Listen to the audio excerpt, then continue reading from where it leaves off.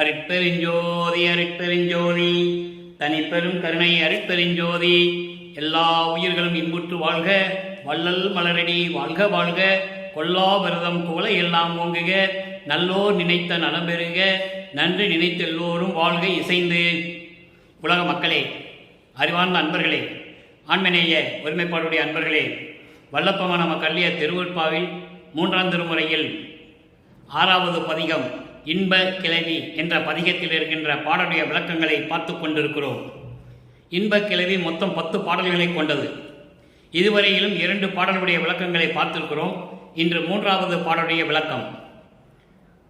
இந்த விளக்கத்தை பார்ப்பதற்கு முன்னாலே இதுவரைக்கும் 3ஆம் திருமுறையிலே நாம் பார்த்த பாடலுடைய விளக்கங்களுடைய சுருக்கம் என்றால் அதை சொன்னால்தான் இந்த பாடலுடைய விளக்கம் மக்களுக்கு புரியும்.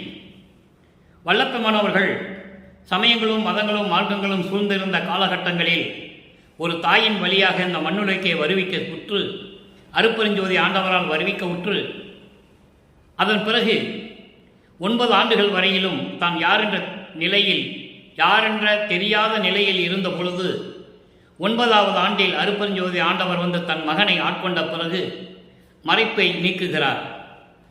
குழந்தை இறைவன் வளர்ப்பமானவர்களுக்கு அந்த மறைப்பு நீங்குகிறது. அதன் பிறகு அவருக்கு தெரிகிறது, நாம் இறைவனால் வருவிக்க உற்றவன் என்ற நிலை மட்டும் அவருக்கு தெரிகிறது. அந்த ஆவலின் காரணமாக திருவொற்றியூருக்கு சென்று தியாகராஜ பெருமானை பார்க்கலாம் என்று அங்கே செல்லுகிறார். சமயங்களும் மதங்களும் மார்க்கங்களும் சூழ்ந்திருந்த காலகட்டங்களில் அவரும் சமயங்களையும் மதங்களையும் மார்க்கங்களையும் கூட நெறிகளை தான் பின்பற்றி கொண்டிருந்தார். அதாவது திருநீர் பூசிக்கொண்டிருந்தார், உத்ராஜ கோட்டையை அணிந்திருந்தார், பூக்களை வைத்து இறைவனை வழிபாடு செய்தார். எல்லா செயல்களும் நடந்து கொண்டிருந்தன. இது உண்மை. திருவருட்பாவிலே வல்லப்பமானவர்களே நமக்கு அருளி இருக்கிறார்கள்.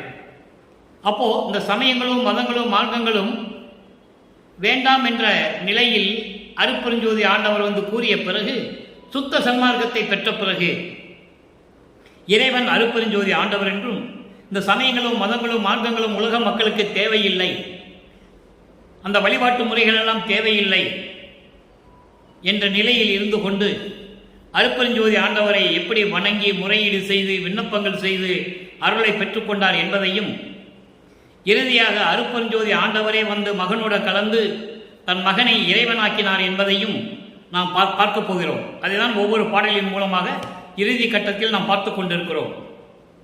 இன்பக்கிழவி என்ற பதிகத்தில் இருக்கிற 3வது பாடலுக்கு 6ஆம் திருமுறையிலே சமரச சுத்த சன்மார்க்க விளக்கத்தினால் எந்தெந்த பாடல்களில் 3வது பாடல் இருக்கிறது, என்னென்ற பதிகத்தில் அந்த விளக்கங்கள் இருக்கிறது என்பதை இறைவனுடைய தயவாலையும் கருணையாலையும் பெற்றுக்கொண்டு அந்த விளக்கங்களை நான் உங்களுக்கு சொல்லிக் கொண்டிருக்கிறேன்.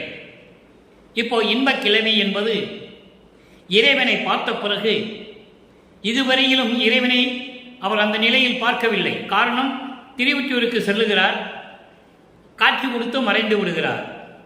அதன் பிறகு நமது இறைவன் வல்லப்பமானவர்கள் தெருவிலே நின்று கொண்டிருக்கிறார். தியாகராஜ பெருமான் விழா ஊதி வருகிறது, அதாவது பவனி வருகிறார்.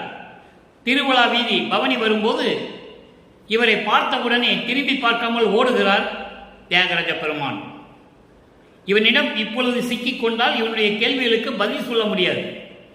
என கருவில் இருக்கும் போதே, ஒரு தாயின் கருவறையில் இருக்கும் போதே கேட்ட கேள்விகளுக்கு பதில் சொல்ல திணறிக் கொண்டிருந்தார் அருட்பெருஞ்சோதி ஆண்டவர் என்பதை இங்கே நான் பதிவு செய்ய கடமைப்பட்டிருக்கிறேன். அப்படி கேட்பார் தந்தையை பார்த்து. அதெல்லாம் விளக்கங்கள்லாம் நம்ம ஒவ்வொன்றா பார்த்துக்கிட்டு இருக்கோம். அப்போது இவனை இப்போ நின்று நம்ம பார்க்கக்கூடாதுன்னு சொல்லி தியாகராஜ பெருமான் தெருவழியாக ஓடுகிறார். இவரும் ஓடுறாரு, ஓட்டத்தை பிடிக்க முடியவில்லை. அதன் பிறகு தன்னுடைய மனக்குமுறலை, மனதில் இருக்கின்ற துயரத்தை நாரை வழியாகவும் கிளிகள் வழியாகவும் தூது அனுப்புகிறார். அதற்கு பதில் இல்லை, இறைவனிடமிருந்து பதில் இல்லை, தியாகராஜ பெருமானிலிருந்து பதில் இல்லை. ஏனென்றால் இந்த சமயங்களோ மதங்களோ மார்க்கங்களில் இருந்துதான் தன் மகனை வெளியே கொண்டு வர வேண்டும். அது காலத்தின் கட்டாயம். அப்போதான் உலக மக்களுக்கு சொல்ல முடியும், அதெல்லாம் பொய்ன்னு சொல்ல முடியும். நேரடியாக வரவழைத்து நேரடியாக சுத்த சன்மார்க்கத்தை கொடுத்துட்டா இதை உலக மக்களிடம் சொல்ல முடியாது. அதனால ஏற்கனவே பிரபஞ்சம் தோன்றிய காலத்திலிருந்தே உருவாக்கப்பட்ட இந்த சமயங்களும் மதங்களும் மார்க்கங்களும் பொய் அப்படின்னு சொல்லணும். அப்போ அதில் இருந்து தான் வரணும். அதுக்காக தான் தன் மகனை அங்கிருந்து கொண்டு வருகிறார். நல்லா புரிஞ்சுக்கணும் நீங்கள். அப்போது அந்த நேரங்களில் இப்படியெல்லாம் இருந்த தன் மகனை சமரச சுத்த சன்மார்க்கத்தை கொடுத்த பிறகு, மகனே அதெல்லாம் தேவையில்லை, அதெல்லாம் பொய் என்று நீ உலக மக்களிடம் சொல்லிவிடு என்று சொல்ல வைத்து சுத்த சன்மார்க்கத்தை உலக மக்களுக்கு தெரிவிக்கிறார் நமது இறைவன் வல்லற்பமானவர்கள். இப்போ இந்த பாடலை பார்க்க போறோம். இன்பமாக சொல்லுவது, இறைவனை பார்த்த பிறகு, அதன் பிறகு இறைவன் இவரை தேடி வருகிறார், வீட்டிற்கு வருகிறார். யாரு? தியாகராஜ பெருமான். அப்போ அவர்தான் இறைவன் என்று இவர் சொல்லுகிறார். காரணம், அவருக்கு தெரியாது. அருட்பெருஞ்சோதி ஆண்டவர் அப்ப யாருன்னு இவருக்கு தெரியாது. தியாகராஜ பெருமான், சிவபெருமான், நடராஜன், சொக்கநாதன் இப்படிதான் சொல்லிட்டு இருப்பாரு. ஏன்னா சமயங்களும் மதங்களும் மாற்றங்களும் அவன் சொல்லிட்டு இருந்தன. அப்ப இவரும் அப்படிதான் சொல்லிட்டு இருக்காரு. அப்போ அவர் வீட்டுக்கு வராரு, இன்பமா பேசிட்டு இருக்காங்க. அதனுடைய பதிகம் தான் இன்பக் கிளவி. இன்பமான சொல் என்று பெயர். கிளவி என்றால் சொல், இன்பம் தரும் சொல். அது எப்படி இன்பமாக சொல்லுகிறார் என்பதை ஒவ்வொரு பாடலின் மூலமாக பார்த்திருக்கிறோம். அன்பர்களே, வல்லற்பமானவர்கள் வருவிக்க உற்று, இறைவனால் இறைவனாகவே வருவிக்க உற்று. அதான் உண்மை. 200 வருடங்களாக வல்லற்பமானுடைய இறைநிலையை உலக மக்களுக்கு யாரும் தெரியப்படுத்தவில்லை. பேசினார்கள், வல்லற்பமனை பற்றி பேசினார்கள், பொதுப்படையாக பேசினார்கள். ஆனால் அவருடைய இறைநிலையையும் எப்படி வருவிக்க உற்றார் என்பதையும், அவர் எப்படியெல்லாம் 9வது ஆண்டிலிருந்து இறைவனிடம் அருளை பெறுவதற்காக எப்படியெல்லாம் இருந்தார் என்பதையும் யாரும் மக்களிடம் சொல்லவில்லை. அந்த விளக்கத்தை நாம் பார்த்து கொண்டிருக்கிறோம். நன்றாக கவனியுங்கள். 3வது பாடல், பதிகம் 3, 3ஆம் திருமுறை, பதிகம் 6, இன்பக் கிளவி, 3வது பாடல். தருவார் தருவார் செல்வம் முதல் தருவார், ஒற்றித்தலம் அமர்வார், மறுவார் தமது மனம் வருவார், மறுவார் தமது மனம் வருவார், மறுவார் கொன்றை மலர் புனைவார், திருவார் புயனும் மலரோனும் தேடும் தியாக பெருமானார். இந்த வரியை நீங்க நல்லா கவனிக்கணும். தியாகராஜ பெருமான் அடிய முடியும், அதாவது திருமாலும் பிரம்மனும் அடிய முடியை பார்க்கவில்லை, அந்த இறைவன் தியாகராஜ பெருமான் சொல்லுவார். நீங்க நல்லா புரிஞ்சுக்கணும். ஏன்னா புராணங்களில் சிவபெருமானதை சொல்லுவார்கள். சிவபெருமானுடைய முடியையும் அடியையும் பார்ப்பதற்கு பிரம்மனும் திருமாலும் சென்றார்கள், பார்க்க முடியவில்லை என்று சொல்லுவார்கள். அது சமயங்களும் மதங்களும் மார்க்கங்களும் சூழ்ந்திருந்த காலகட்டங்களில் இந்த சமயங்களையும் மதங்களையும் மார்க்கங்களையும் சார்ந்தவங்களுக்கு அருட்பெருஞ்சோதி யாருன்னு தெரியாது. 4 யுகங்களிலுமே யாருக்கும் தெரியாது. கிரேதயுகம், திரேதயுகம், துவாபர யுகம், கலியுகம். கலியுகம் முடிந்து இப்போ ஒளியுகம் ஆரம்பமாகிறது. கலியுகம் 1900 முடிஞ்சு போச்சு. வல்லற்பமான் நமது இறைவன் தெளிவாக சொல்லிட்டார். அப்போ இப்போ சுத்த சன்மார்க்க காலம் நடந்துகிட்டு இருக்கு. இந்த 4 யுகங்களிலுமே அருட்பெருஞ்சோதி ஆண்டவர் யாருன்னு யாருக்கும் தெரியாது. அந்த காலகட்டங்களில் நமது இறைவன் வல்லற்பமானவரும் தியாகராஜ பெருமான் தான் சொல்லிட்டு இருக்காரு. நல்லா புரிஞ்சுக்கணும். அதான் இங்கே சொல்றாரு. தருவார் புயனும் மலரோனும் தேடும் தியாக பெருமானார். அருட்பெருஞ்சோதி ஆண்டவருக்கு ஒரே பெயர் தான் அருட்பெருஞ்சோதி. சமயங்களையும் மதங்களையும் மார்க்கங்களையும் சார்ந்த பதத்தலைவர்கள், அதிகார தலைவர்கள், ஈஸ்வர தத்துவத்தை கொண்ட மூர்த்திகள், அட்டமூர்த்திகள் என்று சொல்லுவார். தட்சிணாமூர்த்தி, அருள்மூர்த்தி, புண்ணியமூர்த்தி, இப்படி ஒரு 8 மூர்த்திகள் இருக்கின்றன. அப்போ இந்த சமயங்களும் மதங்களும் மார்க்கங்களையும் சொன்ன இறைவனை தான் இவரும் சொல்லிட்டு இருக்காரு. அதை இங்கே நல்லா கவனிச்சுக்கணும். 6ஆம் திருமுறைக்கு வரும்போது நீங்கள் அதை புரிஞ்சுக்குவீங்க. அப்போ அப்படிப்பட்ட இறைவன் வருவார் வருவார் என நின்று வழிபார்த்திருந்தேன் வந்தீலரே. முதல் பாட்டில் சொல்லுவார், வந்தாரு, நான் கட்டி அணைச்சிக்கிட்டேன், கொஞ்சம் குழாவி கொண்டிருந்தேன்னு சொல்லுவார். 2ஆம் பாட்டிலையும் சொல்லுவார். ஆனால் இங்கே என்ன சொல்றாரு பாருங்க, வந்தீலரே, மறுபடியும் அவர் வரல. அதை தான் இங்கே சொல்றாரு. இப்போ இந்த பாட்டுடைய பதவுரை பார்க்க போகிறோம். அதன் பேர் தெளிவுரை. தெளிவுரை பார்த்த பிறகு சமயங்களும் மதங்களும் மார்க்கங்களும் சாராத ஒரு தனி மார்க்கம், இறைவனுடைய மார்க்கம், சமரச சுத்த சன்மார்க்கம். எந்த சமயத்தையும் எந்த மதத்தையும் எந்த மார்க்கத்தையும் சாராதது. அதை இங்கே நல்லா புரிஞ்சுக்கணும். 200 வருஷமா என்ன சொல்லிட்டு இருந்தாங்கன்னா, அதில் இருந்து தான் வரணும், அதில் இருந்து தான் வரணும்னு சொல்லி காலத்தை வீணாக்கி விட்டார்கள். நேரடியாக வரலாம் சமரச சுத்த சன்மார்க்கத்திற்கு. அதை நீங்கள் நல்லா புரிஞ்சுக்கணும். இப்போ இந்த பாடலுடைய தெளிவுரை பாருங்க. முதல்ல பதவுரை. தருவார் தருவார், அருளை தருவார், அருள் செல்வங்களை தருவார், பொருளை தருவார், நோயற்ற வாழ்வில் இருக்க வைப்பார். அதான் தருவார் தருவார்னு சொல்றாரு. செல்வம் முதல் தருவார் சொல்றார். செல்வங்கள், எல்லாவற்றையும் தருவார், நோயற்ற வாழ்வையும் கொடுப்பார், செல்வம் முதல் எல்லாவற்றையும் தருவார். அவர் எங்க இருக்கிறாரு? ஒற்றித்தலம் அமர்வார். திருவொற்றியூரிலே இருக்கின்ற இறைவன். சமயங்களும் மதங்களும் மார்க்கங்களும் சார்ந்த காலகட்டத்தில் அப்படிதான் சொல்லி ஆகணும், காலத்தின் கட்டாயம். ஏன்னா அவருக்கும் தெரியாது. அப்போ அவர் எப்போ இருக்கிறார்? எந்த ஆண்டில் இருக்கிறாரு? 24வது ஆண்டில் இருந்து கொண்டிருக்கிறார். இந்த மண்ணுலைக்கு வருவிக்க உற்று 24 ஆண்டுகள் கடந்து விட்டன. அந்த நிலையில் இருக்கும்போது வல்லப்பமானவர்கள் இதை உலக மக்களுக்கு தெரிவிக்கிறார்கள். 33வது ஆண்டுக்கு பிறகு, வருவிக்க உற்று 33வது ஆண்டுக்கு பிறகு சமயங்களையும் மதங்களையும் மார்க்கங்களையும் எல்லாம் தள்ளிவிட்டு ஒதுக்கிவிட்டு இது தேவையில்லை என்று சென்னையிலிருந்து புறப்படும் போது, சுத்த சன்மார்க்கத்தை பெற்ற பிறகு அதெல்லாம் தேவையில்லை என்று சொல்லும்போது அந்த விளக்கங்களை நாம் பார்க்க போகிறோம். நல்லா கவனிக்கணும் நீங்க. இப்போ தருவார் தருவார் செல்வ முதல் தருவார், ஒற்றித்தலம் அமர்வார். திருவொற்றியூரில் இருக்கின்ற தியாகராஜ பெருமான். மறுவார் தமது மனம் வருவார். அதாவது மறுவார்னா தன்னை வணங்குகின்றவர்களுக்கு அவருடைய மனங்களில் உள்ளங்களில் இருப்பார். தன்னை வணங்குகின்றவர்களுடைய உள்ளங்களில் வருவார். மறுவார் கொன்றை மலர் புனைவார். மறுவார் கொன்றை மலர் புனைவார் என்பது நறுமணம் வீசக்கூடிய புத்தம் புது கொன்றை மலர்களை சூடிய இறைவன். தியாகராஜ பெருமானுக்கும் சிவபெருமானுக்கும் நடராஜனுக்கும் இந்த ஈஸ்வர மூர்த்திகளுக்கு அத்தனை பேருக்குமே கொன்றை மலர்னா பிடிக்கும். கொன்றை மலர் சூடிய இறைவன் என்று சொல்லுகிறார். திருவார் புயனும் மலரோனும் தேடும் தியாக பெருமானார். திருமாலும் பிரம்மனும் தேடக்கூடிய தியாகராஜ பெருமான். வருவார் வருவார் என நின்று வழி பார்த்திருந்தேன். எப்படி நம்மளை பார்க்க வருவார் என்று சொல்லி நான் வழி மீது விழி வைத்து காத்து கொண்டிருந்தேன். வரவில்லை. வந்திலரே, அவர் வரவில்லை. அப்போ இறைவன் வரவில்லை. பார்க்க அன்னைக்கு வரல.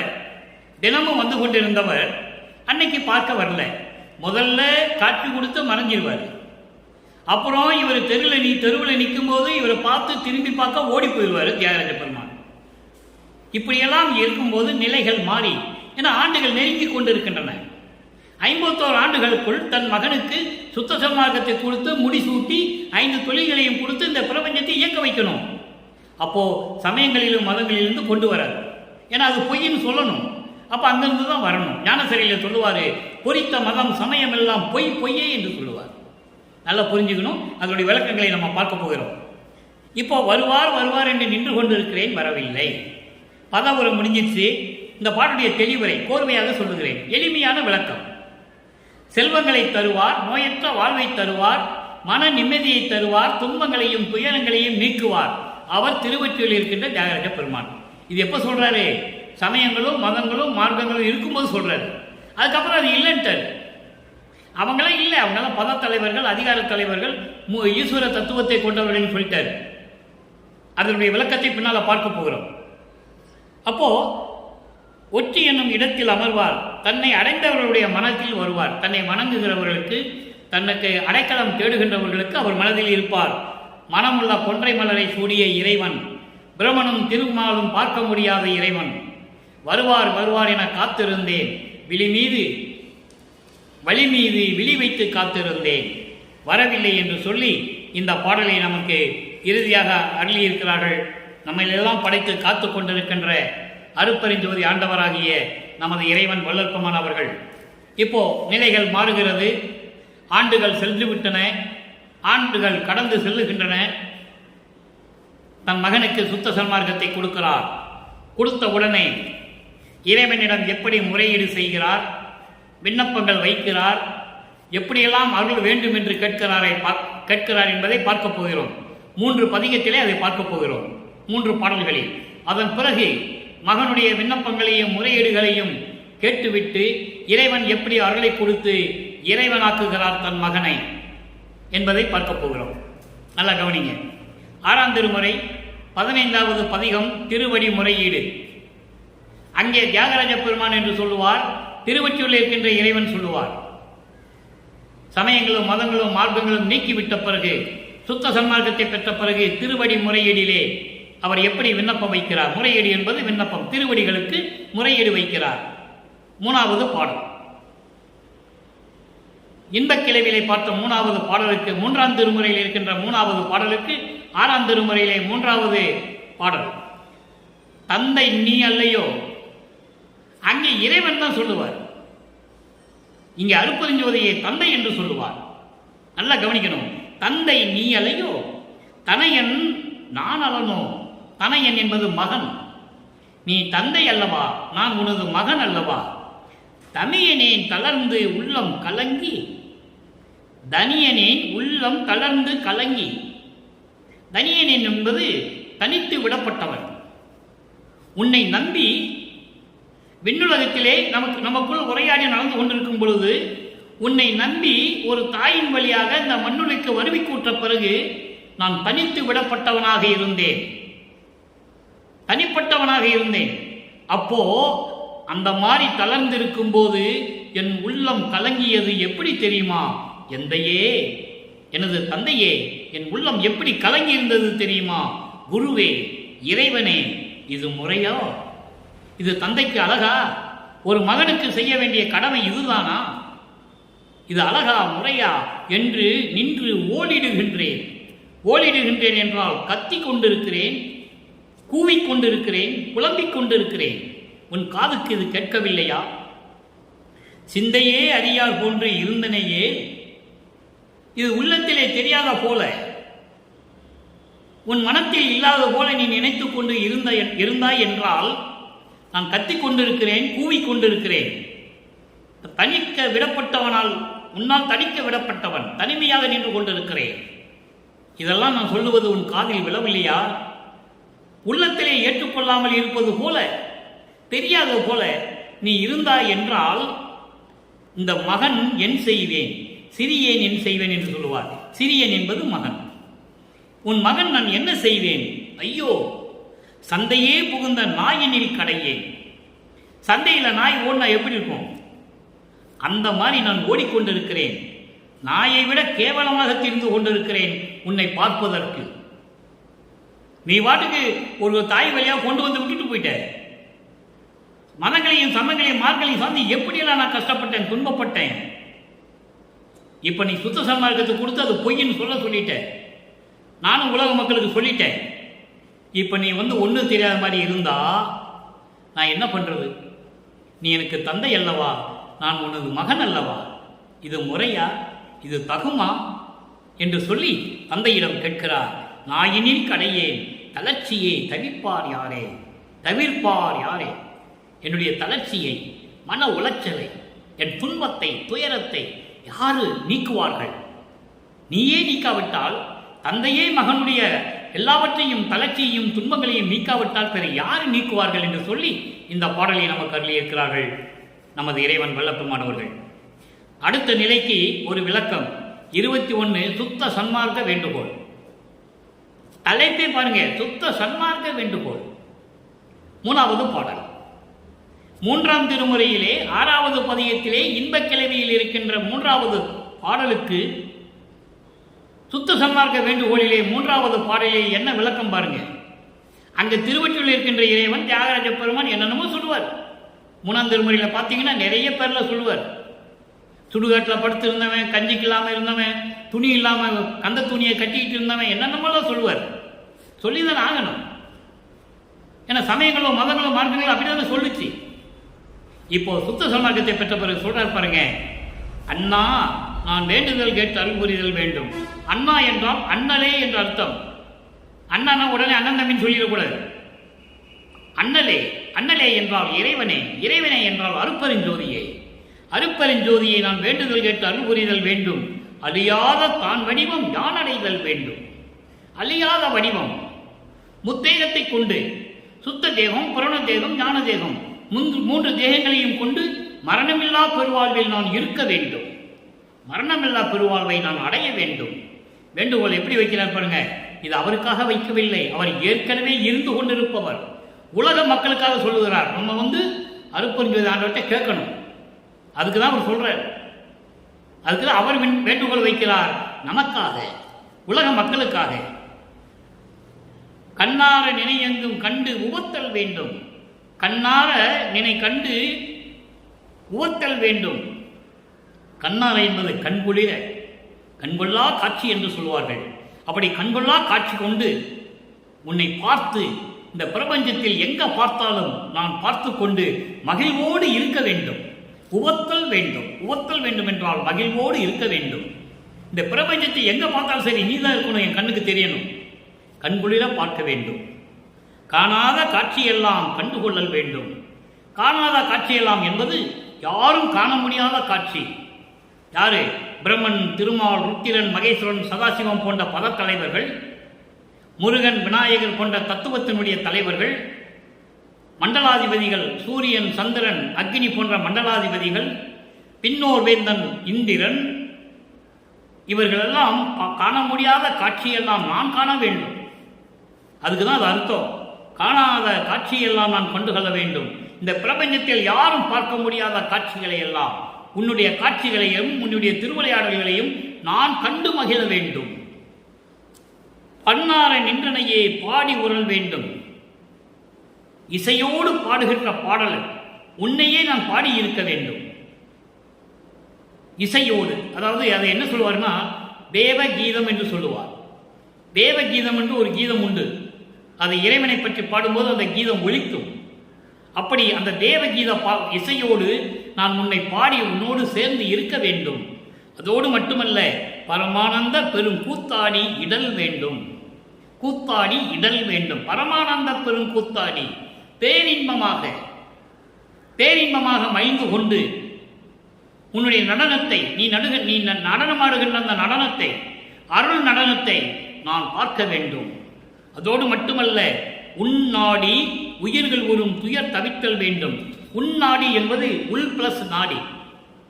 உன் நாடி உள் பிளஸ் நாடி. உன்னாடி உயிர்கள் உறும் துயர் தவித்தல் வேண்டும்.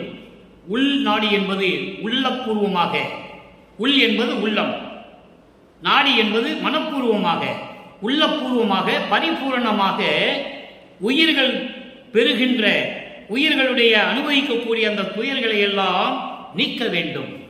இறைவனை எப்படி கேட்கிறார் பாருங்க.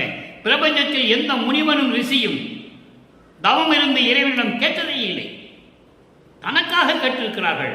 தான் பலசாலியாக வேண்டும், வலிமையோடு இருக்க வேண்டும், யாரும் என்னை கொல்லக்கூடாது, யாராலையும் நான் இறக்கக்கூடாது, நான் நினைத்ததெல்லாம் நடக்க வேண்டும். இப்படிதான் இறைவனிடங்களிலிருந்து பல தலைவர்களிடமிருந்து தவம் இருந்து பெற்றுக் கொண்டிருந்தார்கள். ஆனால் நமது இறைவன் வல்லபெருமான் எப்படி கேட்கிறார் பாருங்க. பரிபூரண மனப்பூர்வமாக உயிர்கள் அடையக்கூடிய துன்பங்களை எல்லாம் தவிர்த்து நீ அருள வேண்டும், தவிர்த்தல் வேண்டும். உயிர்கள் எவ்வளவு துன்பம் அடைகின்றன, அவற்றையெல்லாம் நீக்க வேண்டும் என்று சொல்லுகிறார். உன்னை பிரியாது உருகின்ற உறவது வேண்டுவனே. எக்காலத்திலும் உன்னை பிரியாமல் இருப்பதற்கு நீ என்னோடு சேர்ந்து இருக்க வேண்டும். நான் அதைதான் வேண்டுகிறேன். என்னோடு இருக்க வேண்டும், என்னை பிரியாது இருக்க வேண்டும். அதை தான் விண்ணப்பத்தில் சொல்லுவார். எல்லாமுடைய அருப்பறிஞ்சோர் அற்புத கடவுளே, இது தொடங்கி எக்காலத்தும் சுத்த சன்மார்க்கத்தின் முக்கிய தடைகளாகிய தடைகள் என்று சொல்லுவார். சமயங்களும் மதங்களும் மார்க்கங்களும் என்பவற்றின் ஆசார சங்கற்ப விகற்பங்களும் வருணம் ஆசிரமம் முதலிய உலகாச்சார சங்கற்ப விகற்பங்களும் எங்கள் மனதில் பற்றா வண்ணம் அருள் செய்தல் வேண்டும். நமக்காக கூறுகிறார். நாம் இறைவனும் இதை சொல்ல வேண்டும். சுத்த சன்மார்க்கத்தின் முக்கிய லட்சியமாகிய ஆன்மநேய ஒருமைப்பாட்டுரிமை எங்களுக்குள் எக்காலத்தும் எவ்விடத்தும் எவ்விதத்தும் எவ்வளவும் விலகாமல் நிறைந்து இருக்க வேண்டும். இப்படிதான் இறைவன்கிட்ட நம்ம கேட்கணும். அதை தான் இங்கே சொல்லுகிறார். உன்னை பிரியாது உருகின்ற உறவது வேண்டுவனே. நிரந்தரமாக உன்னை பிரியாமல் நான் இருந்து உன்னோடு இருக்க வேண்டும் என்று சொல்லுகிறார். அடுத்து ஒரு நிலைக்கு விளக்கம் பாருங்க. பதிகம் 23 சிவ தரிசனம். நீங்க சிவ தரிசனம் சொன்ன உடனே சிவபெருமான் கிட்ட போயிடக்கூடாது. சிவன் வேறு, சிவம் வேறு. அது விளக்கம் பின்னால வருது பாருங்க. சிவன் என்பவன் ஈஸ்வர தத்துவத்தை கொண்டவன்.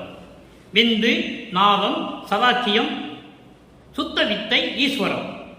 அவங்கள தனி. சிவபெருமானு, தியாகராஜ பெருமானு, நடராஜரு, சொக்கநாதன் எத்தனை பேர் சொன்னாங்களோ. இந்த சமயங்களும் மதங்களும் மார்க்கங்களும் இருந்தவங்க என்ன பண்ணாங்க? ஆயிரக்கணக்கான பேர்களை சொன்னாங்க. மக்களை குழப்பி விட்டாங்க. யார் இறைவனே மக்களுக்கு தெரியாது. ஒருத்தன் ஈஸ்வரன் தான் கடவுளும்மா, ஒருத்தன் நடராஜன் தான் கடவுளும்மா, ஒருத்தன் சொக்கநாதன் தான் கடவுளும்மா. ஆனால் சுத்த சன்மார்க்கத்தில் ஒரே கடவுள், பிரபஞ்சத்திற்கு ஒரே கடவுள் அருட்பெருஞ்சோதி. ஆதியும் அந்தமில்லா தோன்றிய இறைவன், சுயமாக தோன்றிய இறைவன், தாயில் வயிற்றில் முளைக்காத இறைவன் என்று சொல்லுவார் வளர்ப்புமானவர்கள். அப்படிப்பட்ட இறைவன் ஒரே இறைவன் என்ற நிலையில் இருந்து கொண்டு சிவ தரிசனத்தில் என்ன கூறுகிறார்? 3வது பாடல், 3ஆம் திருமுறையிலே 6வது பதியத்திலே இன்பக் கிளவிக்கினுடைய 3வது பாடலுக்கு இங்க ஒரு விளக்கம். 3வது பாடலிலே சிவ தரிசனம் என்பது அருட்பெருஞ்சோதி ஆண்டவர்களிடம் எப்படி அருளை வேண்டுவது, அதான் சிவ தரிசனம். துரிய நிலை துணிந்தவரும், இங்கே திருவொற்றியூர்னு வராது, தியாகராஜ பெருமான் வராது, சிவபெருமான் வராது, நடராஜன் வராது, எந்த வார்த்தையும் இங்கே வராது. துரிய நிலை துணிந்தவரும் சொல்லரும் மெய்ப்பொருளே, சுத்த சிவானந்த சபை சித்த சிகாமணியே, பெரிய சிவபதியே. நல்ல கண்ணிய சிவபதின்னு சொல்லுவார், சிவ தரிசனம் சொல்லுவார், அருட்பெருஞ்சோதி தரிசனம். சிவபதின்னு சொல்லுவார், அது அருட்பெருஞ்சோதி. சிவபதியே, நின் பெருமை அறிந்திடவே பேராசைப்படுகின்றேன், பித்தர்களில் பெரியேன், கரியமணி திறத்தினையும் காணவல்லேன், அல்லேன் கண்மணியே நின் திறத்தை காணுதல் வல்லனோ, அறிய பெரும் பொருளாமுன் அருள் ஜோதி எனக்கே, அளித்தினையேல் அறிந்து கொள்வேன் அழித்திடுக விரைந்தேன். இது பாடல். இப்போ அந்த பாடலில் வருகின்ற நிலையை பாருங்க, ஒவ்வொரு நிலையும் அற்புதமாக இருக்கும். துரிய நிலை துணிந்தவர், துரிய நிலை துணிந்தவர் என்பது அதாவது பரதுரியம், பரம்பர துரியம், பராவர துரியம், நிறைய துரியங்கள் இருக்கின்றன. இது ஒரு நிலை, அதாவது பரதுரியத்தில் உறுதியாக இருப்பவர், அறிதுயில் என்று சொல்லுவார்கள். பேர் உறக்கம், பேர் உறக்கம் என்பது இறைவன் உறங்குவதல்ல. அப்படி கண்ணை மூடிட்டே இருப்பார், கண்ணை மூடவும் மாட்டார், அரை கண்ணு திறந்திருக்கும். அப்போ அந்த பிரபஞ்சத்தில் நடக்கின்ற எல்லாவற்றையும் கவனித்துக் கொண்டிருப்பார், அதான் பரதுரியம். அப்படி பரதுரியத்தில் உறுதியாக இருப்பவர், சொல்லரும் மெய்ப்பொருள், சொல்ல முடியாத அளவிற்கு இருக்கின்ற இறைவன் மெய்ப்பொருள் அருட்பெருஞ்சோதி. அப்போ பரதுரியத்தில் அறிதுயிலில் இருக்கின்ற அருட்பெருஞ்சோதி, சொல்ல முடியாத அளவிற்கு அருள் வல்லமை படைத்த மெய்ப்பொருள், மெய்ப்பொருள் அருட்பெருஞ்சோதி. சுத்த சிவானந்த சபை சித்த சிகாமணியே, சுத்த சிவானந்த சபை சத்தியஞான சபை, வடலூரில் இருக்கின்ற சத்தியஞான சபை. திருச்சிற்றம்பலத்தில் இருக்கின்ற சத்தியஞான சபைக்கு யாரும் போக முடியாது மனிதர்களால். அதனால் உலக மக்களுக்காக வடலூரிலே சத்தியஞான சபையை நிறுவினார்கள் நமது இறைவன் வல்லப்பமானவர்கள் என்பதை இங்கே நான் பதிவு செய்ய கடமைப்பட்டிருக்கிறேன். சத்தியஞான சபை சித்த சிகாமணியே, அங்கே அமர்ந்திருக்கின்ற சுத்த சன்மார்க்கத்தின் தலைவனே, என் உள்ளத்தில் அமைந்திருக்கின்ற தலைவனே, அதான் சித்தம் என்று சொல்கிறார். சித்தம் என்றால் உள்ளம். என் உள்ளத்தில் அமர்ந்திருக்கின்ற தலைவனே, சமரச சுத்த சன்மார்க்கத்தின் தலைவனே, பெரிய சிவபதியே, அருட்பெருஞ்சோதியே, நின் பெருமை அறிந்திடவே பேராசைப்படுகிறேன். உன் பெருமையை பற்றி நான் தெரிஞ்சுக்கணும், பேராசைப்படுகிறேன். பித்தர்களில் பெரியேன், உன்னிடம் நான் பைத்தியம் பிடித்துக் கொண்டிருக்கிறேன். பைத்தியக்காரர்களில் நான் பெரியவனாக இருந்து கொண்டிருக்கிறேன். பெரிய பைத்தியம் நான் தான் சொல்றேன். அவரை தன்னை அப்பாவிடம் அப்படி சொல்லுகிறார். உன்னை பார்ப்பதற்கு என் மனம் நான் பைத்தியனாக திரிந்து பைத்தியம் பிடித்து தெரிந்து கொண்டிருக்கிறேன் என்று சொல்லுகிறார். கரியமணி திறத்தினையும் காணவல்லேன், அல்லேன். கரியமணி திறம் என்பது அன்பர்களே, அதுக்கு விளக்கங்கள் நிறைய இருக்கின்றன. அதெல்லாம் இப்போ ஒரு பாடல் விளக்கம் சொல்லும்போது நம்மளால் சொல்ல முடியாது. இருந்தாலும் குறிப்பிட்டது மட்டும் சொல்லுகிறேன். இந்த மணி, கரிய மணி என்று சொல்லுகிறார், அதனுடைய திறத்தினை, அதனுடைய அருள் வல்லமையை. அது எத்தனை மணிகள்? நவமணிகள், நவமணி வகைகள் என்று சொல்லுகிறார் நமது இறைவன் வல்லப்பமானவர்கள். பரம்பரமணி, பராபரமணி, அருண் பெறல் மணி, கனகமாமணி, சரவொளிமணி, கலைநிறைமணி, வித்தகமணி, சித்தி செய்மணி, சித்தி செய்மணி, வளர் ஒளிமணி, இப்படி 9 வகை மணி, 9 வகை மணி வகைகள் இருக்கின்றன. ஒவ்வொரு மணிக்கும் ஒரு விளக்கம் இருக்கிறது. அதே ஒரு நாளைக்கு சொல்லணும். இப்போ பரம்பரை மணினா என்ன, அதுக்கு நிறைய விளக்கங்கள் இருக்கு. இங்கே சொல்றது கரியமணி திறத்தல் என்பது உங்களுக்கு விளக்கத்திற்கு பதிலாக இந்த 9 மணி வகைகள் சொல்ல வேண்டும் என்பதற்காக இதை நான் சொல்லுகிறேன். அப்போ இப்படி மணி வகைகள், இந்த மணி வகைகளுடைய திறங்களை எல்லாம் அருள் வல்லவத்தை எல்லாம் நான் காண முடியவில்லை. இது எப்படி நான் காணுவது? கண்மணியே, நின் திறத்தை காணுதல் வல்லனோ? என் கண்ணில் இருக்கின்ற கண்மணி போன்ற இறைவனே, உன்னுடைய அந்த அருள் வல்ல திறத்தை நான் காண முடியுமா? எப்ப காணுவது? எப்ப நான் பார்ப்பது என்று கேட்கிறார். அரிய பெரும் பொருளாம் உன் அருட்ஜோதி, யாருக்கும் கிடைக்காத பொருள் அருட்பெருஞ்சோதி. அப்படி அந்த அருட்ஜோதியை எனக்கே நீ அளித்தனையா? அளித்தனையே, அதை நீ எனக்கு கொடுத்தால் எல்லாவற்றையும் நான் தெரிந்து கொள்ளுவேன். அப்போ அருட்பெருஞ்சோதி அப்போ அவர் வாங்கலை, அதனால நினைச்சு பாருங்க, அருட்பெருஞ்சோதியை தான் கேட்கிறார். நீ அருட்பெருஞ்சோதி எனக்கு கொடுத்துட்டேன்னா இதெல்லாம் நான் தெரிஞ்சுக்குவேன்.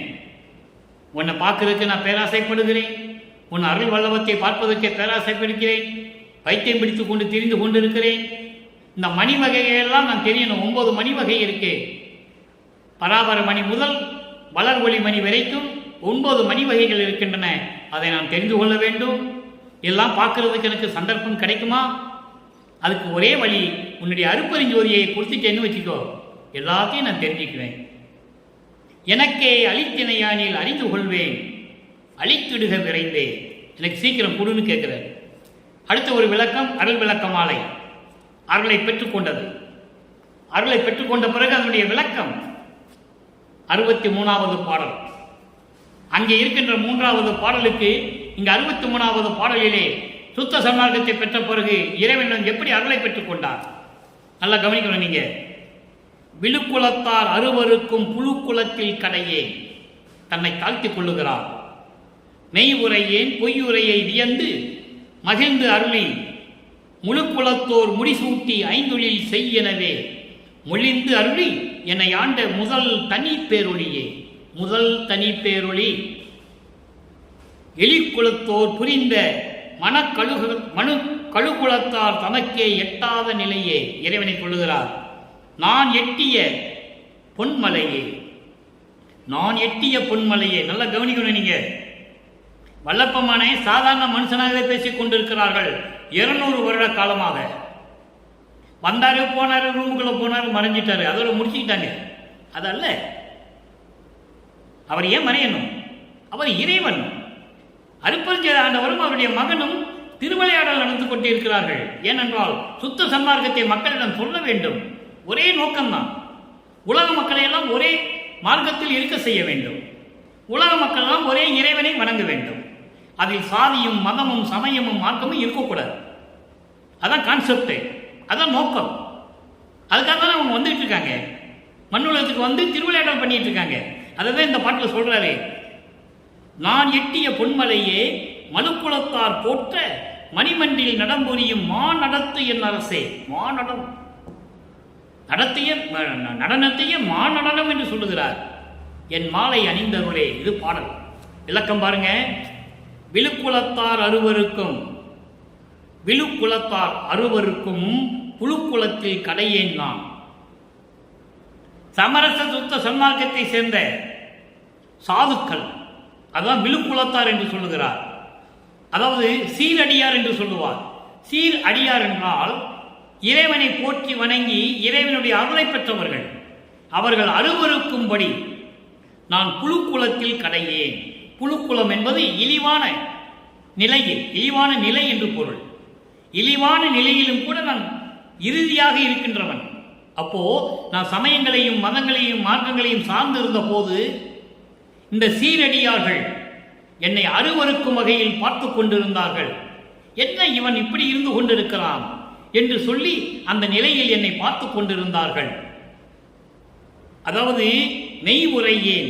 அப்போ நான் எனக்கு உண்மை தெரியாததால் உண்மையை சொல்லாமல் நான் அந்த நிலையில் இருந்தேன்.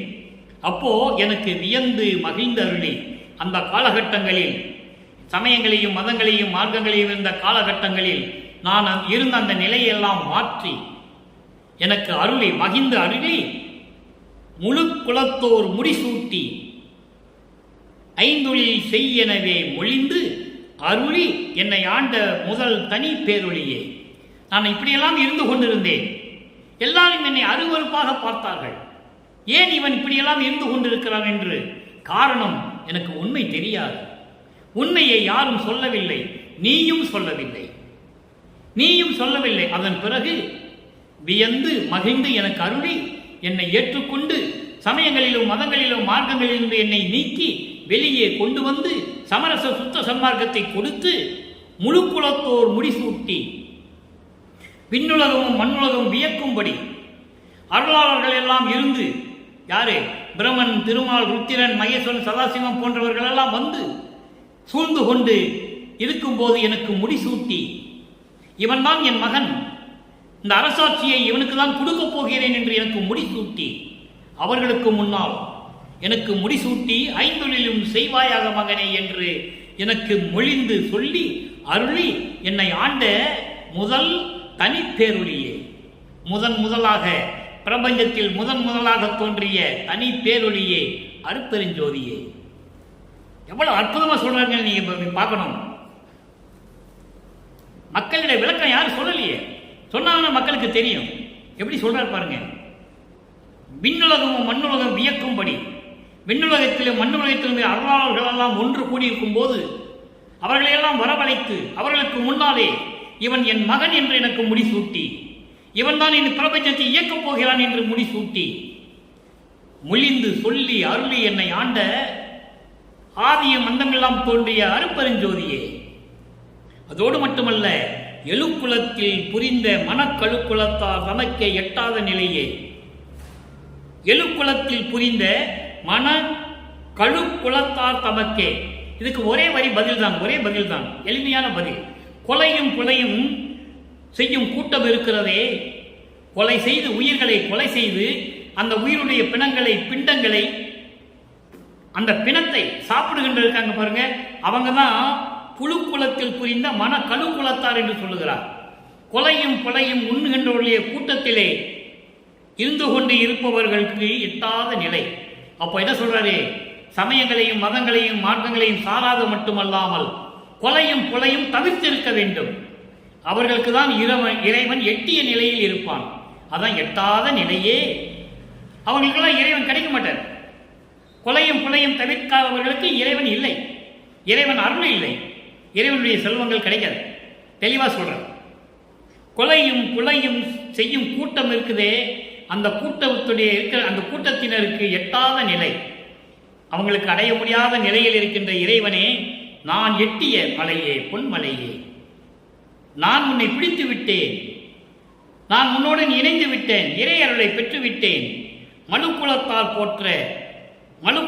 போற்ற என்பது விண்ணுலகமும் மண்ணுலகத்தில் இருக்கின்ற அருளாளர்கள், அடியார்கள், பதத்தலைவர்கள், அதாவது பிரம்மன், திருமால், ருத்திரன் போன்ற தேவர்கள் எல்லாம் என்னை போற்ற மணிமன்றில் நடம்புரியும் நடத்தரசே, பேரின்பமாக நடனமாடிக்கொண்டு அருளாட்சி செய்து கொண்டிருக்கின்ற அரசனே, என் மாலை அணிந்தவர்களே என்று சொல்லி இந்த பாடலை நமக்கு அருளி இருக்கிறார்கள். இறுதியாக ஒரே ஒரு விளக்கம், மெய்யருள் வியப்பு, இறுதி விளக்கம். இதுவரைக்கும் எல்லாவற்றையும் டோட்டலா பார்த்து, மொத்தமா பார்த்து இறைவன் அளித்த அந்த அருளை எப்படி வியப்பாக சொல்லுகிறார். இறைவனுடைய மெய் அருள் வியப்பு 93வது பாடல். 93வது பாடல். அங்கே இருக்கின்ற 3வது பாடலுக்கு இறுதியான விளக்கம் இது, சுத்த சன்மார்க்க விளக்கம். அண்ட கோடி அனைத்தும் காணும் கண்கள் எய்தியே அறிந்தேன், அங்கை கனி போல அவற்றில் உள்ள செய்தியை பிண்ட கோடி முழுதும் காணப்பெற்று நின்னையே பேசி பேசி வியக்கின்றேன் இப்பிறவி தன்னையே. 4 வரி பாடல், எளிமையான பாடல். இதனுடைய பொருள் என்னவென்றால், அண்ட கோடிகள் எத்தனை இருந்தாலும் சரி, அத்தனையும் பார்க்கும்படி, என் கண்கள் பார்க்கும்படி எனக்கு கொடுத்தாயே. அறிந்தேன், நான் பார்த்து விட்டேன். இந்த பிரபஞ்சத்தில் எத்தனை அண்ட கோடிகள் இருக்கின்றன, எல்லாவற்றையும் நான் கண்குளிர பார்த்து விட்டேன். அங்கையில் கனி போல, உள்ளங்கையில் கிடைத்த கனி போல, கையில் உள்ளங்கையில் கிடைத்த கனி போல அங்கே இருக்கின்ற செய்தியெல்லாம் தெரிந்து கொண்டேன். அங்கே என்னென்ன நிகழ்ந்து கொண்டிருக்கிறது, அண்டங்களிலே என்னென்ன நிகழ்ந்து கொண்டிருக்கிறது என்னை நான் கண்டுவிட்டேன். தத்துவங்கள் அனைத்தையும் தனித்தனியே கடந்தேன் என்று சொல்லுவார். அண்டங்களிலும் பிண்டங்களிலும் நிறைந்திருப்பேன் என்று சொல்லுவார். அடுத்து பிண்டத்தை சொல்லுகிறார். அண்டத்தை சொல்லிட்டாரு, எத்தனை அண்டங்கள் இருக்குதோ எல்லாத்தையும் நான் பார்த்துட்டேன், அவற்றினுடைய நிகழ்வுகளையும் பார்த்து விட்டேன். அவற்றில் உள்ள செய்தியெல்லாம் நான் தெரிந்து கொண்டேன். பிண்ட கோடி, கோடி கோடியான பிண்டங்கள், பிண்டங்கள் என்பது உயிரினங்கள், எத்தனையோ கோடி. அப்படிப்பட்ட பிண்டங்கள் முழுவதும், உயிரினங்கள் முழுவதும் காணப்பெற்று அதையெல்லாம் நான் பார்த்த பிறகு நிந்தனையை பேசி பேசி வியக்கின்றேன். இப்படியெல்லாம் எனக்கு அருளை கொடுத்து விட்டாய் என்று சொல்லி உன்னை பற்றி பேசி பேசி வியந்து கொண்டிருக்கிறேன். இப்பிறவி தன்னையே உன்னால் இந்த மண்ணுக்கு வருவிக்க விட்டு, ஒரு தாயின் வழியாக இந்த மண்ணுலைக்கு வருவிக்க விட்டு இந்த பிறவி எடுத்து உன்னை பேசி பேசி வியந்து கொண்டிருக்கிறேன். எப்படி? அண்டங்களையும் பார்த்து விட்டேன், பிண்டன் வகைகள் எத்தனை இருக்கிறதோ எல்லாவற்றையும் நான் பார்த்து விட்டேன், அண்டங்களிலும் பிண்டங்களிலும் உலாவிக் கொண்டிருக்கிறேன். இப்படிப்பட்ட அருளை கொடுத்த என் இறைவனே, என் தந்தையே, உன்னை பற்றி பேசி பேசி வியந்து கொண்டிருக்கிறேன் என்று சொல்லி இந்த பாடலை நமக்கு அருளியிருக்கிறார்கள். நம்மளையெல்லாம் படைத்து காத்து கொண்டிருக்கின்ற அருட்பெருஞ்சோதி ஆண்டவராகிய வல்லற்பமானவர்கள். எனவே அன்பர்களே, இப்போ இன்பக் கிழவியிலே பார்த்த 3வது பாடலுக்கு இவ்வளவு விளக்கம் இருக்கிறது. காரணம், சமயங்களிலும் மதங்களிலும் சார்ந்து இருந்த நமது இறைவன் வல்லற்பமானவர்கள், ஏன்னா தன் தந்தை அப்படிதான் இருக்க சொல்றார். அதை நல்லா புரிஞ்சுக்கணும். அவர் விரும்பி இருக்கல, அவருக்கு தெரியாது.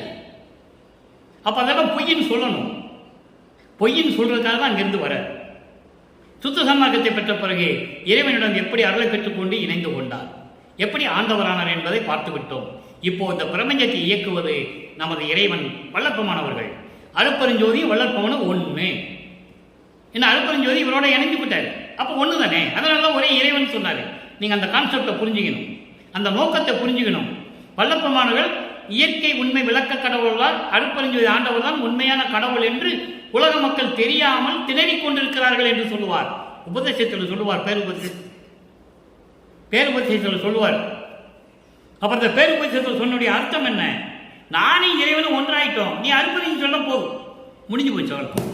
எனவே அப்படிப்பட்ட இறைவனை வணங்கி சுத்த சன்மார்க்கத்தில் இருந்து கொண்டு கொலையும் புலையும் தவிர்த்து சைவ நெறியில் இருந்து கொண்டு இறைவனை வணங்கி ஜோதியை வணங்கி மன்னகல் விளக்கிலை ஜோதி ஏற்றி வணங்கி அருட்பெருஞ்சோதி மகாமந்திரம் சொல்லி அருட்பெருஞ்சோதி அருட்பெருஞ்சோதி தனிப்பெருங்கனி அருட்பெருஞ்சோதி மகாமந்திரத்தை சொல்லி இறைவனுடைய அருளையும் செல்வங்களையும் எல்லாம் பெற்றுக்கொண்டு நீங்கள் நோயற்ற வாழ்வில் இந்த வையகத்திலே வாழ்வாங்க வாழ வேண்டும் என்று இறைவனுடைய தயவோடையும் கருணையோடையும் வாழ்த்தி விடைபெறுகிறேன். இந்த வள்ளலார் ஊழியன். மீண்டும் நாளை சந்திப்போம். நன்றி, வணக்கம். அருட்பெருஞ்சோதி அருட்பெருஞ்சோதி தனிப்பெரும் கருணை அருட்பெருஞ்சோதி.